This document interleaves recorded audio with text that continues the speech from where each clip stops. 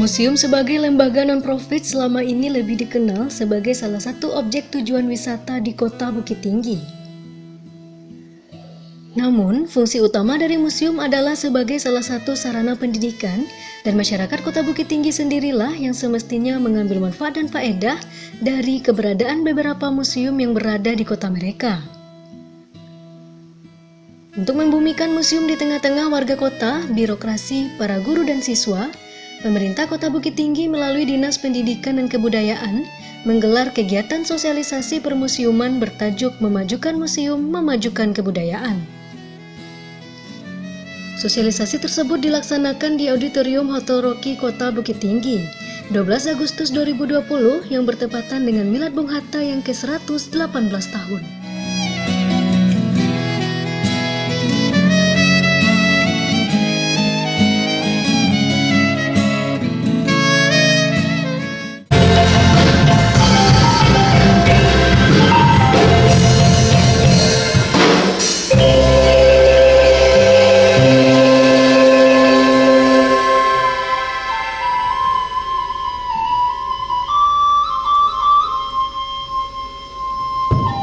Pandang jauh lah dilayangkan, pandang daki lah ditukiakan. Sasujo janji mimpi luwih, sasujo padang nani ukwa, mangku dibotoki hari yang dikoneni nanti. Sehingga mangku dalam cara dipersamakan, walau nanti kene manjang dan kadang tiko. Putih kaki yang diri, putih hati bakadang. Siri saja yang minta digunya, banyak santai ke sebentar tua. Pinang sadih minta dikaku, bayu tinggal di rambuangan. Sada saja pun minta dibalu, siri tinggal di copingnya.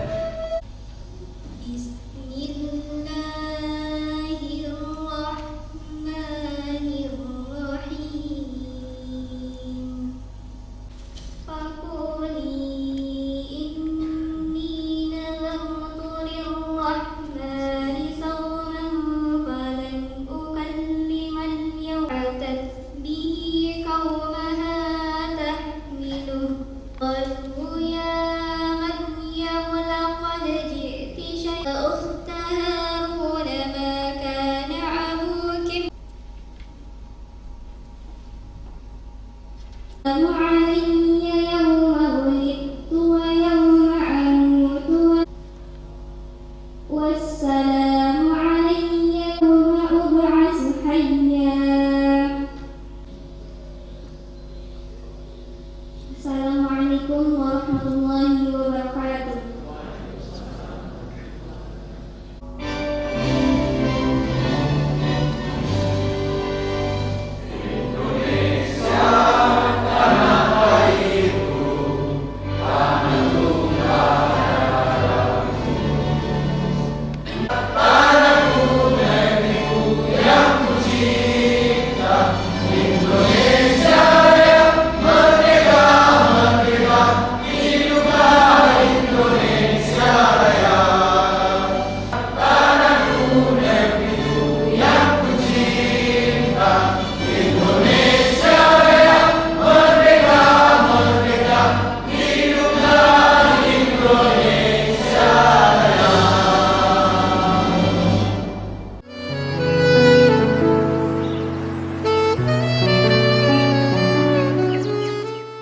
Sosialisasi Permuseuman 2020 dibuka secara resmi oleh Wali Kota Bukit Tinggi, yang diwakili Kepala Dinas Pendidikan dan Kebudayaan Kota Bukit Tinggi. Dalam sambutannya, Dr. Handes Melvi MSI menyampaikan sosialisasi dilaksanakan agar peserta dapat mengambil manfaat pembelajaran semaksimal mungkin, demi terwujudnya generasi Indonesia yang berkarakter, nasionalis, dan cinta tanah air. Terutama sekali bagi generasi muda, agar mereka menjadi pribadi yang berbudi pekerti luhur, berkarakter, mencintai sejarah dan budaya bangsanya. Agar generasi muda Indonesia tumbuh dan berkembang tidak menjadi orang asing bagi ranah bundonya. Demikian juga bagi masyarakat luas agar kita kembali mempelajari hikmah dari kearifan lama yang pada masa sekarang sudah banyak ditinggalkan.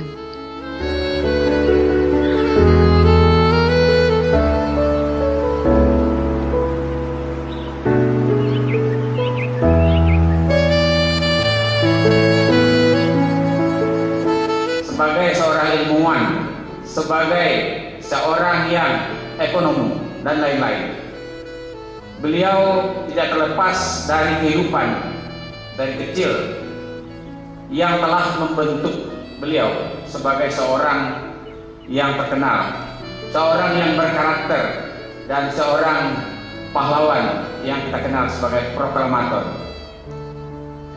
Beliau dibesarkan di kota kecil Bukit Tinggi dengan prinsip-prinsip dan lingkungan yang amat membentuk karakter beliau.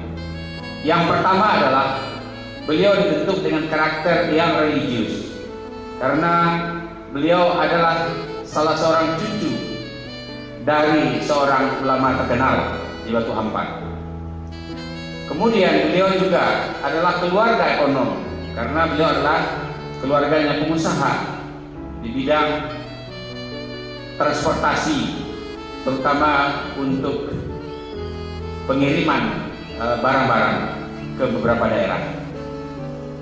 Kemudian lingkungan beliau adalah keluarga yang hangat dan keluarga yang sangat mendukung nilai-nilai kekeluargaan, nilai-nilai sosial dan nilai-nilai religius tersebut. Ketika beliau tidak bisa masuk sekolah, maka beliau belajar di rumah, belajar membaca, belajar berhitung dengan kakaknya Rafi'ah. Dan kemudian setelah bisa masuk sekolah, disitulah karakter beliau mulai terbentuk juga. Dan belajar agama sore harinya melalui surau Inya Jambe di Persabawah sekarang. Dan itu telah membentuk karakter beliau bahwa sejak dini diperhatikan oleh keluarga, sejak dini ikut di dalam sosial, sejak dini ikut di dalam religius, maka itu adalah membentuk karakter seorang Bung Hatta.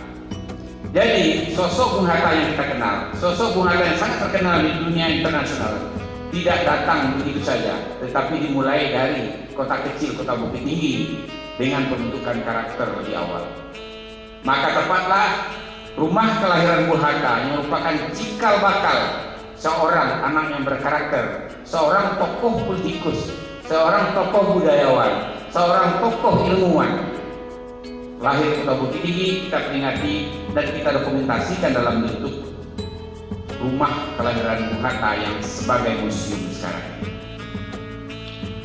Kalau kita lihat museum itu erat kaitannya dengan mendokumentasikan kebudayaan dan mendokumentasikan sejarah itu sendiri.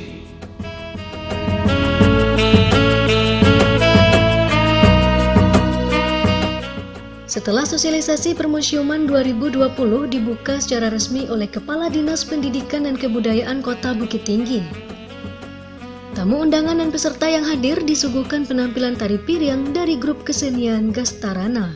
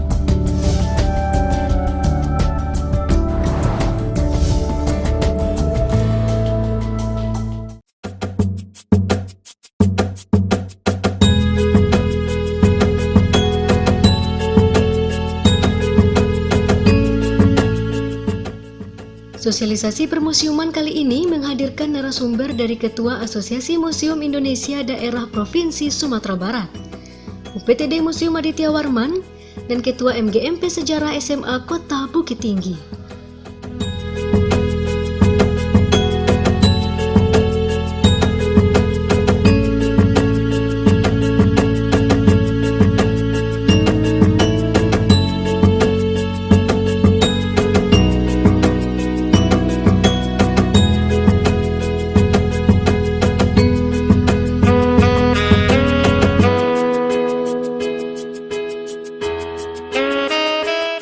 Ketua Amida Sumbar Novianti Awaludin SHMM memaparkan tentang 3 pilar utama fungsi permusiuman di Indonesia.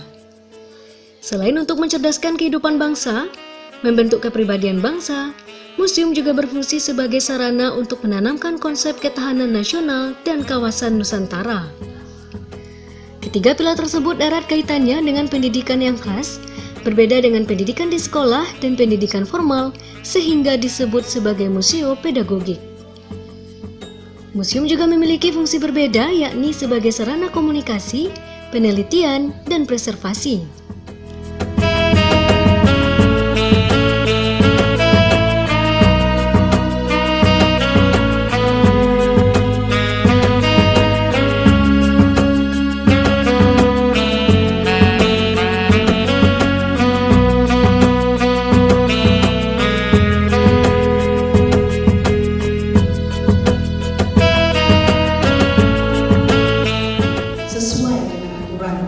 Untuk memenuhi fasilitas-fasilitas sarana prasarana tadi, dan kita juga memotivasi museum, ya, kita memotivasi pendirian museum. Kemarin pada tanggal 5 Rabu kemarin, 5 Agustus yang lalu, saya diundang oleh Dinas Pariwisata Kota Solo untuk membicarakan tentang pendirian Museum Balai Solo. Nah, ini langkah awalnya kita tentu membuat kajian dulu, membuat visibility study, ya, studi kelayakan, layak nggak museum ada di situ?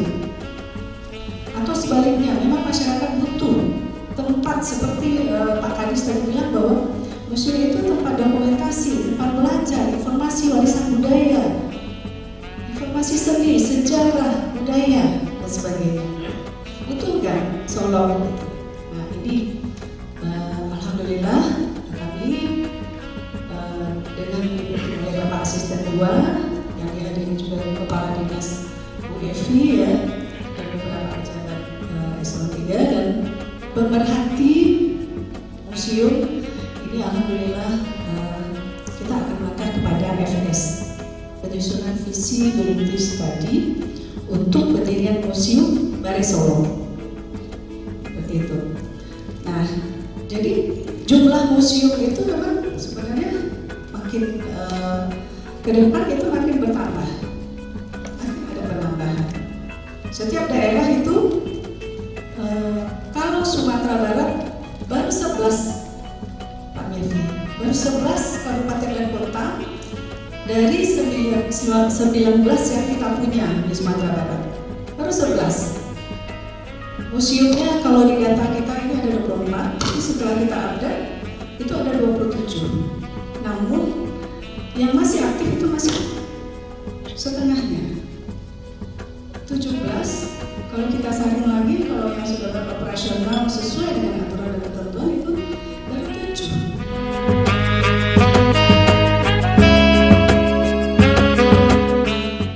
Ketua Amida Sumbar menambahkan, museum juga memiliki potensi sebagai tempat pelestarian, lembaga pendidikan non-formal, sumber data penelitian, dan bagian dari industri budaya.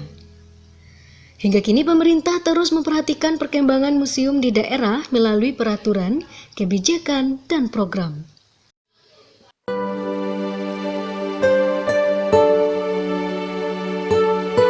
Ya, untuk 2020 kita sudah mengupdate datanya bahwa di Sumatera Barat itu ada ada 27 museum swasta dan negeri. Dan ini tersebar di 11 kabupaten dan kota. Nah, dari sekian banyak kita masih butuh dukungan untuk pengelolaan museum yang ada di Sumatera Barat ini. Kenapa? Karena persoalan SDM, sarana prasarana dan dukungan anggaran. Nah, ini yang selalu kami di asosiasi terus mensupport pemerintah untuk terus menganggarkan, mengalokasikan. Bahkan 2 tahun terakhir ini dengan dana DAK museum non fisik ini, alhamdulillah museum-museum kita sudah mulai kita benahi, mulai dari registrasinya, konservasinya, penataannya, dan kita sudah mulai mengadakan kajian-kajian, walaupun sebelumnya sudah diadakan kajian-kajian juga. Museum itu dalam keadaan aktif semuanya? 27 itu aktifnya 17 dan sekarang sudah mulai beroperasional setengahnya gitu. Nah, ini di 11 kabupaten dan kota saja. Di wilayah mana yang terbanyak itu? Terbanyak museum kita ada di Sawalunto. Sawalunto sangat banyak sekali, dan memang Sawalunto itu terkenal dengan kota budayanya gitu. Kalau penambahan kami rasa sudah cukup bagus, ada penambahan karena dari tahun ke tahun itu bertambah 2, bertambah 3, karena informasi sebelumnya juga kadang-kadang yayasan atau perorangan yang mendirikan museum tidak selalu report ke kita gitu, tidak selalu berkoordinasi dengan kita. Nah, sekarang hasil musda kemarin saya masih dipercaya menjadi ketua asosiasi. Kita mulai menyusun kepengurusan untuk terus menggiatkan dan menggerakkan pengembangan dan pengelolaan museum di daerah ini bersama-sama dengan pemerintah daerah setempat. Jumlah museum kita menaik terus kalau untuk nasional, ya meningkat terus dari 300-an di 2015 itu sekarang sudah 500-an. Ketika kita sudah mulai membangun museum baru, PDRI itu kan kita untuk Sumatera Barat itu PDRI yang di 50 kota. Nah, banyak sekali di 2013 dan selanjutnya itu pembangunan museum baru seperti itu di seluruh wilayah Indonesia gitu. Revitalisasi, pembangunan museum baru, dan sekarang programnya adalah DAK non fisik untuk pemeliharaan dan perawatan. Jadi fokus kepada konservasi, registrasi, jadi penataan administrasi dan tata kelola ruang-ruang pameran. Lalu koleksinya itu yang paling utama karena koleksi itu adalah rohnya museum. Kemudian SDM paling penting. Kalau nggak bisa bergerak, nggak bisa museum itu beroperasional karena memang nggak ada SDM-nya.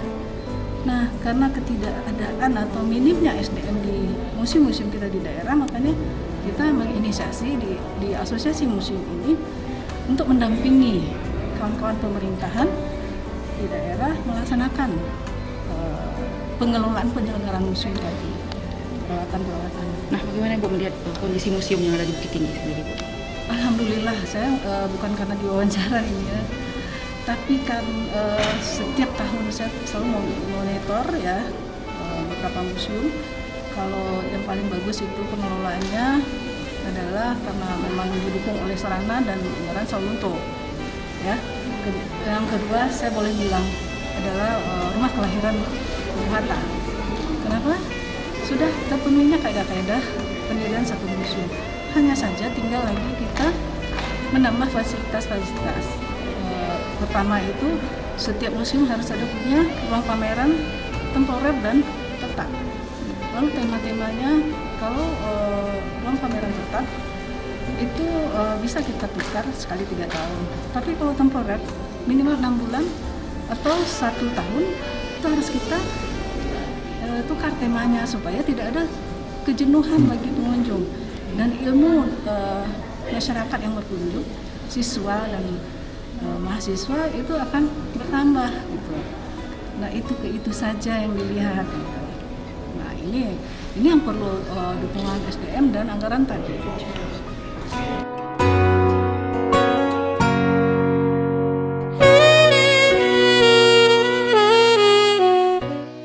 Pemaparan selanjutnya disampaikan oleh Kasih Pelayanan dan Edukasi Museum Aditya Warman. Vandrowisz Darwisz Essos yang memaparkan tentang peran penting museum, di mana museum sebagai lembaga pelestarian warisan sejarah dan budaya bangsa menyimpan berbagai koleksi dan dokumentasi nilai sejarah dan budaya yang digunakan untuk pengembangan ilmu pengetahuan saat ini dan masa depan. Dalam penyampaian materinya, Kasih Pelayanan dan Edukasi Museum Aditya Warman menambahkan, Asosiasi Museum Amerika mendefinisikan museum sebagai suatu lembaga yang dikelola seperti halnya sebuah institusi sosial dan kawasan nirlaba yang berada pada lembaga permanen untuk tujuan-tujuan pendidikan dan estetis secara esensial. Museum memelihara dan memiliki atau memanfaatkan objek-objek nyata yang bergerak maupun tak bergerak dan memamerkannya secara teratur dan dikelola oleh paling sedikit satu anggota staf profesional atau pegawai yang bekerja penuh waktu. Kemudian dibuka untuk masyarakat secara teratur sedikitnya 120 hari per tahun. Peran penting museum sebagai lembaga pelestarian warisan tadi Bu Novi juga sudah sampaikan, itu sudah sangat-sangat ideal dan sudah sangat-sangat diharapkan sebagai berdirinya sebuah museum. Dan Bu Novi pun sudah menyampaikan syarat-syarat berdirinya sebuah museum.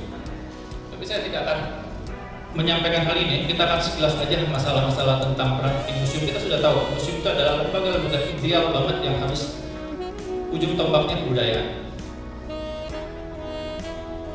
Ini saya backgroundnya bukan museum-museum di barat, tadi yang di barat cuma satu aja, British Museum. Selanjutnya saya coba di Asia, museum-museum. Jadi kita tahu bahwa memang museum ini adalah budaya dari barat yang dibawa Belanda tahun 1870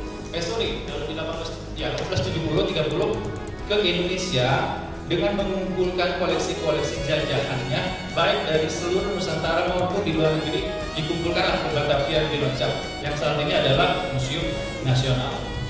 Jadi museum di Eropa itu adalah kumpulan koleksi-koleksi hasil koleksi jajahan dikumpulkan suatu lembaga namanya museum. Tapi di Indonesia museum bukan hasil jajahan, tapi adalah hasil koleksi masyarakat yang dikumpulkan untuk dipajang, dipamer, dipelajari, dan dilestarikan. Ini ada dua definisi yang saya coba ambil dari bukunya Kotler, definisi dari Asosiasi Museum Amerika dan Asosiasi Museum Inggris. AMA mendefinisikan adalah lembaga yang dikelola sebagai sebuah institusi sosial. Swasta nirlaba, ini yang garis bawahnya itu adalah nirlaba, tidak mengambil profit. Tapi nanti saya akan menunjukkan ide bagaimana caranya museum bisa berdiri berjalan tanpa membebani APBD. Itu yang saya sampaikan saat ini. Karena saya juga berharap Museum Aditya Warman sebagai pionir dalam hal tidak membebani APBD. 10 tahun saya mengelola di anggaran bersama Bu Novi, 6 tahun. Saya merasakan memang anggaran di pemerintah itu ada hal-hal dasar yang harus dipenuhi terlebih dahulu. Kita nggak bisa pungkiri itu. Nanti saya sampaikan kenapa kebudayaan bukan menjadi layanan dasar, nanti saya sampaikan. Kemudian ini Museum Inggris, ini yang terbaru. Akhir tahun lalu, ICOM, kebetulan saya anggota ICOM sejak tahun 2016. Tahun lalu di akhir tahun di Kyoto, seluruh museum internasional membuat definisi baru tentang definisi museum.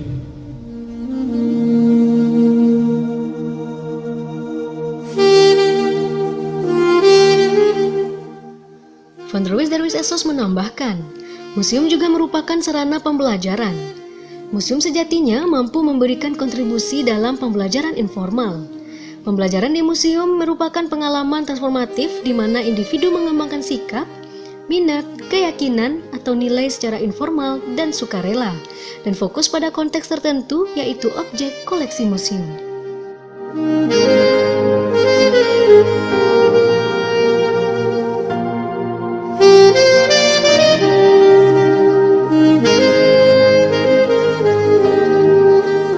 Museum sangat penting dalam memajukan kebudayaan karena kan dia ujung tombaknya. Kalau di suatu daerah tuh begitu orang asing datang, etalase pertama yang dilihat itu adalah museum. Karena dia lihat museum, dia bisa melihat secara keseluruhan kebudayaan yang ada di wilayahnya. Jadi disitulah pentingnya peran museum. Karena kalau kita nggak bisa baik-baik dalam istilahnya menata museum, image pertamanya pasti akan negatif. Jadi kita Tetapi kalau dia punya image positif terhadap museumnya, dia akan menelusuri ke wilayah-wilayah yang lebih detailnya tentang budaya setempat. Dalam kenyataannya belum semua generasi muda ini minat ke museum. Ini apa yang menjadi kendala? Oke, kendalanya adalah sekarang bagaimana pengelola museum mengemas museum itu sendiri sehingga peran pemuda tuh agak kurang tertarik. Jadi sekarang bagaimana kita minta kepada pengelola mengemas kegiatan-kegiatan museum itu supaya lebih menarik. Banyak hal-hal yang bisa dilakukan oleh pengelola museum agar bisa menarik peran pemuda. Contoh satu, misalnya dia sudah tergila-gila dengan sebuah gadget gitu kan. Kenapa enggak kita bikin game di gadgetnya dengan kita museum? Atau di Jakarta sudah ada tren night museum, malam hari dia berpetualang ke museum. Itu bisa dilakukan sih, yang ada masalah. Untuk kondisi museum kita di Sumatera Barat sendiri bagaimana? Saya lagi meneliti tentang komodifikasi tentang pameran di museum di daerah. Kita memang agak sedikit kekurangan SDM dalam hal penataan pameran. Jadi saya berharap ke depan, ya terutama Museum Aditya Warman bisa menjadi pionir untuk di daerah bagaimana sebaiknya menata, terutama koleksi-koleksi di ruang pamer tetap gitu. Jadi dengan seperti itu bisa kembali bergairah. Dan satu hal, jangan menata secara konvensional. Jadi kita buat penataan itu yang lebih menarik gitu.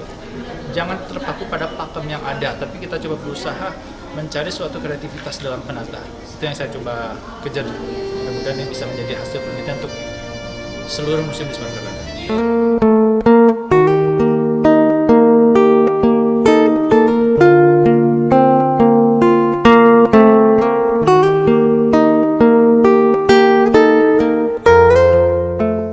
Peserta sosialisasi permusiuman juga mendapatkan materi dari Ketua MGMP SMA Kota Bukit Tinggi, Melafoma SPD, yang memberikan materi tentang upaya memajukan kebudayaan melalui generasi muda. Pemajuan kebudayaan adalah upaya meningkatkan ketahanan budaya dan kontribusi budaya Indonesia di tengah peradaban dunia melalui perlindungan, pengembangan, pemanfaatan, dan pembinaan kebudayaan sesuai dengan Undang-Undang Nomor 5 Tahun 2017 tentang Pemajuan Kebudayaan Pasal 1. Dalam Undang-Undang Kebudayaan terdapat 10 objek pemajuan kebudayaan: tradisi lisan, manuskrip, adat istiadat, ritus, pengetahuan tradisional, teknologi tradisional, seni, bahasa, permainan rakyat, dan olahraga tradisional.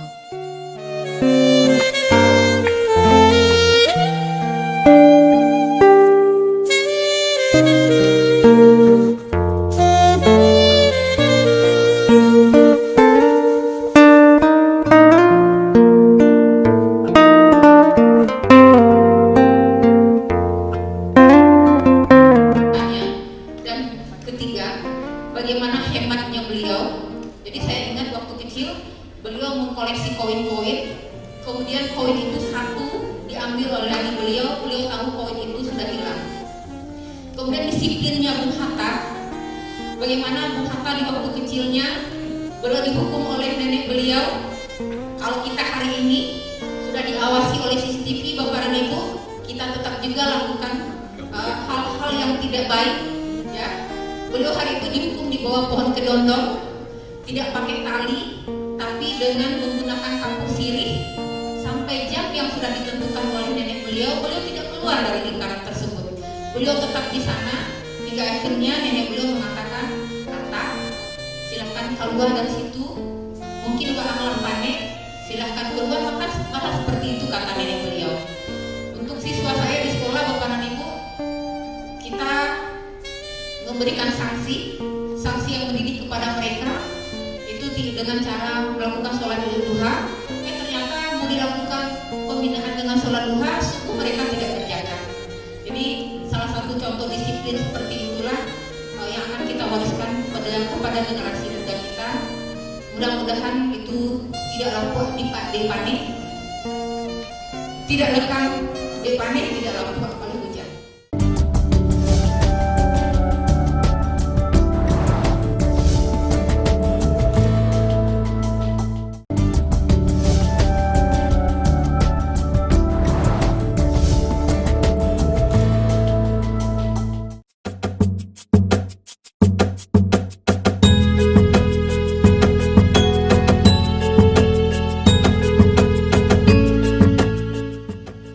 Museum merupakan lembaga non-profit yang salah satu fungsinya sebagai sarana atau media pendidikan. Sebagian besar koleksi museum dapat dikategorikan sebagai benda bersejarah, memiliki nilai seni atau arti penting bagi sejarah, perjuangan, jati diri kota, daerah, maupun bangsa. Sebagai lembaga tempat menyimpan benda-benda yang bersifat sejarah, kebudayaan, seni, dan berbagai kategori lainnya, museum tidak hanya dimiliki oleh pemerintah. Museum sendiri dapat dibedakan berdasarkan jenisnya, yakni museum umum dan museum khusus. Museum umum merupakan museum yang memiliki banyak tema dalam tata permennya, namun Kota Bukit Tinggi belum memiliki museum umum. Sedangkan museum khusus hanya memiliki satu tema seperti Museum Rumah Kelahiran Bung Hatta yang hanya bercerita tentang Bung Hatta, Museum Rumah Adat dan Baanjuang yang bercerita mengenai kebudayaan Minangkabau, Museum Tridaya Eka Dharma yang berkisah tentang perjuangan di masa revolusi kemerdekaan dan militer, serta Museum RRI yang bercerita tentang pertumbuhan dan perkembangan media penyiaran di Bukit Tinggi.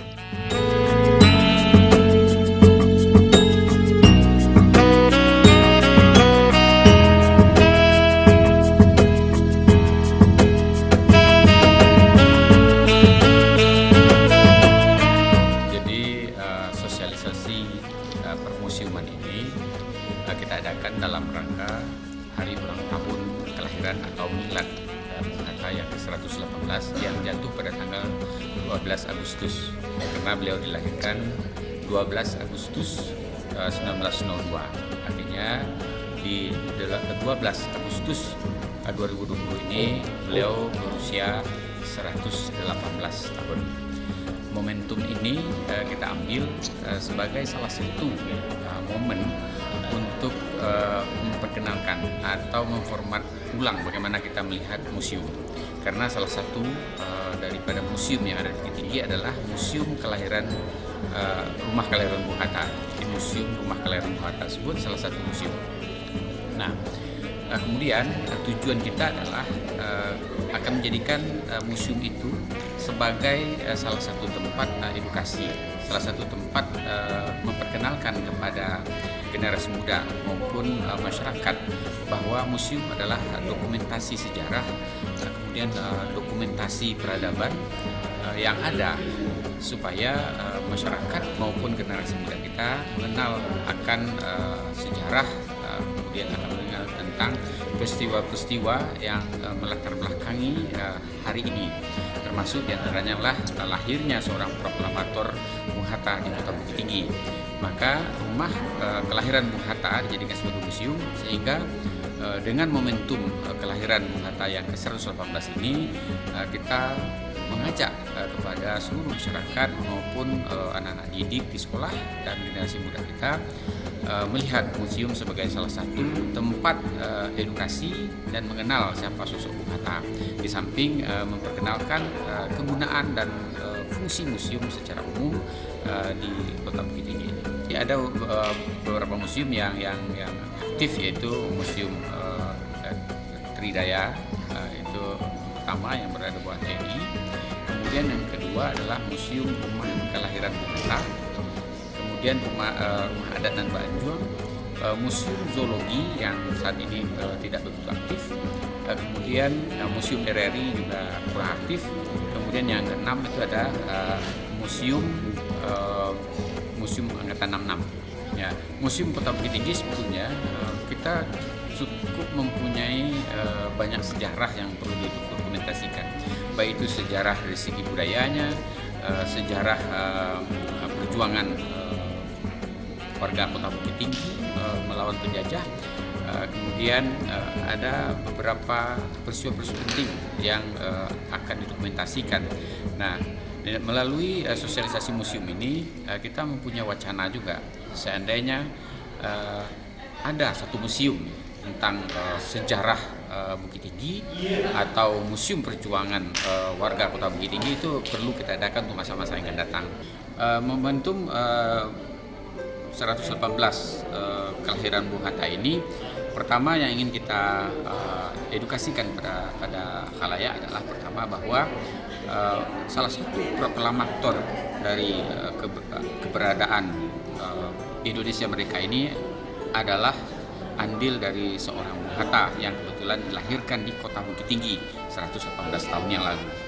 Kemudian yang kedua adalah kita ingin mengedukasi bahwa museum itu sebagai tempat dokumentasi peradaban, dokumentasi sejarah dan dokumentasi budaya itu perlu sama-sama kita lihat kembali sehingga tidak terputusnya informasi tentang keberadaan zaman, keberadaan heritage dan atau kebudayaan tadi tidak terputus antar generasi, sehingga ketika anak-anak kita bertanya tentang siapa itu Bung Hatta, siapa dan bagaimana itu kebudayaan kita dulu, maka ketika kita tidak bisa menceritakan wujud konkretnya, maka kita bawa ke museum. Nah, di museum itu akan terbaca sejarahnya, terbaca dan terlihat dokumentasinya seperti apa. Nah, jadi anannya maka dia akan mundur sehingga dia tidak menjadi bagian dari aset budaya itu sendiri, tidak menjadi aset bagi warga kita. Maka budaya itu perlu kita angkatkan kembali agar masyarakat edukasi bahwa budaya itu adalah sesuatu aset kita yang perlu kita abadikan, yang perlu kita miliki, sehingga tidak menjadikan budaya asing sebagai platform hidupnya. Sehingga haruslah dia melihat bahwa kita punya budaya tersendiri yang perlu kita lestarikan. Jadi dengan memajukan museum dan memajukan kebudayaan itu selaras sebetulnya dengan Undang-Undang tentang Pemajuan Kebudayaan, Undang-Undang 5 2017, kemudian tentang PP tentang permusiuman, dan satu lagi Undang-Undang tentang cagar budaya. Jadi itu yang ingin kita wujudkan di dalam hari miladnya Bung Hatta yang ke-140, 12 Agustus 2020.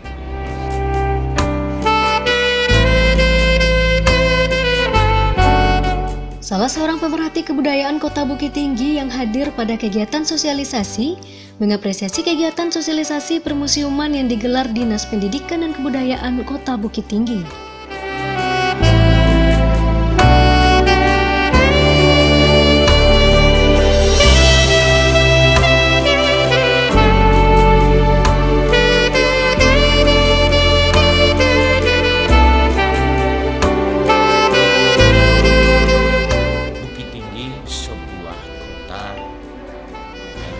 Yang banyak pusat pemerintahan, hampir balai pusat pemerintahan negara di Bukit Tinggi. Dengan ada museum, dengan ada persosialisasian bantuan roh, nanti akan berkembang, misalnya akan berdiri Museum Sejarah Kota Bukit Tinggi. Itu ada 14 pusat pemerintahan negara di Bukit Tinggi. Kenapa pentingnya museum Kota Bukit Tinggi? Jati diri kota. Kota ini kecil, namun jati dirinya tuahnya besar. Dari mana itu? Hanya 3 kota yang punya duplikat daerah pusat. 1 Jakarta, 1 Yogyakarta, 1 Bukit Tinggi. Tidak ada kota lain ini. Sebagai kota juang. Oke. Apa boleh yang lain? Zaman Jepang, seandainya pulau Jepang itu direbut oleh sekutu, Tenohaika mau dibawa kemari. Karena pusat pemerintahan Jepang itu Angkatan Darat 25 Jepang dari Singapura dipindahkan ke Bukit Tinggi. Oleh karena itu lubang-lubang Jepang dibuat pada di Bukit Tinggi, penduduk asli harus pindah.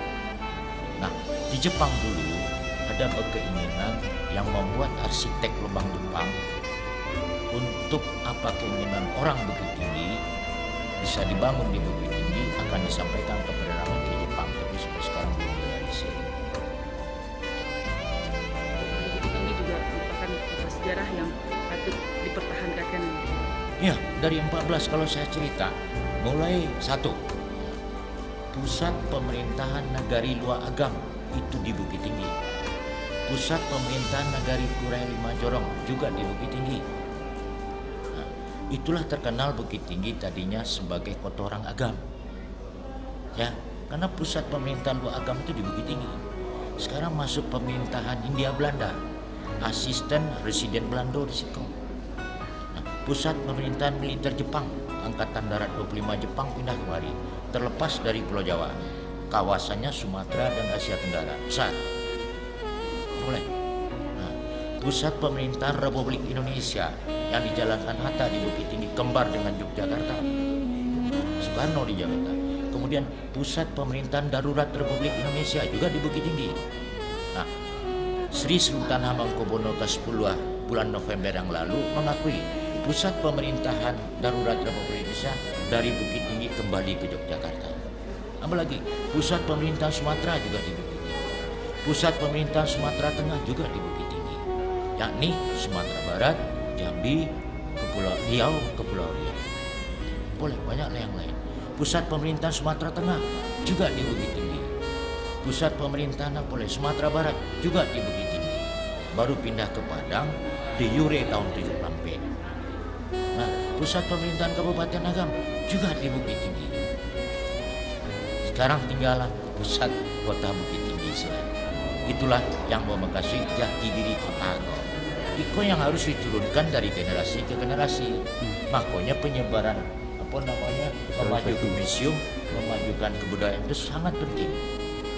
Memang saya lihat bentuk rumah tangga kan gedung rumah, istri, bapak, ibu, cucu, nenek segala macam, nilai-nilai dikembangkan dari rumah itu. Dari sebuah kota gadang loleh.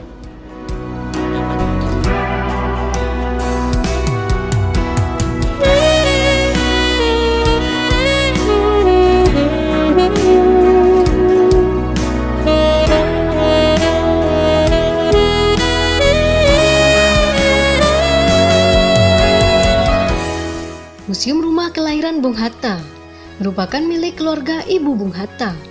Rumah ini tidak berbentuk rumah adat khas Minangkabau yang bergonjong, namun bentuk dasarnya masih mengambil desain arsitektur asli Melayu, yakni rumah panggung. Dari tata letak bagian dalam masih terdapat pengaruh kebudayaan Minangkabau di mana tidak terdapat ruangan yang bersekat. Rumah kelahiran Bung Hatta merupakan replika dari rumah asli keluarga Bung Hatta yang telah runtuh pada tahun 1960. Rumah asli diperkirakan dibangun pada tahun 1860, tepat 100 tahun umur dari rumah itu sebelum akhirnya runtuh. Pembangunan kembali rumah ini dimulai pada tanggal 15 Januari 1995.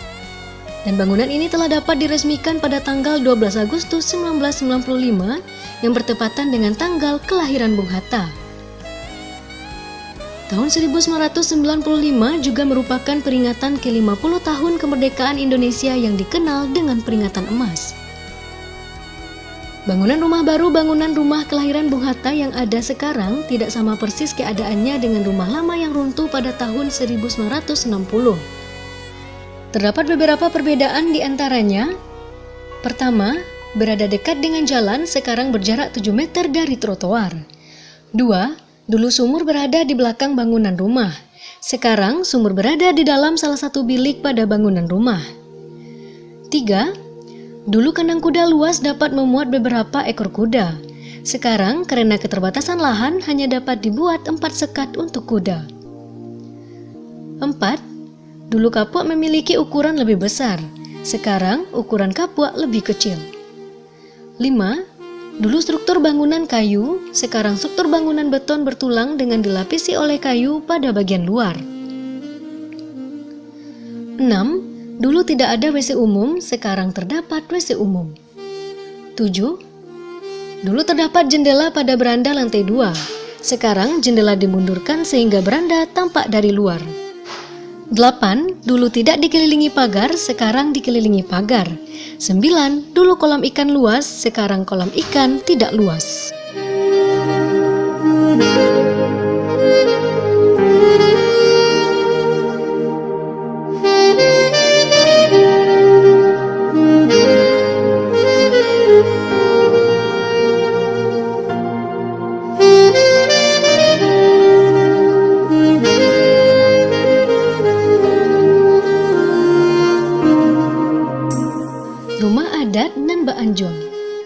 Pada tahun 1935, pemerintah kolonial Belanda di Agam Tua yang ketika itu dipimpin oleh Controller Mr. Mandelaar serta Nusman sebagai kepala kebun binatang Bukit Tinggi, memutuskan untuk melakukan penambahan sarana di kebun binatang, yaitu berupa bangunan sebuah rumah gadang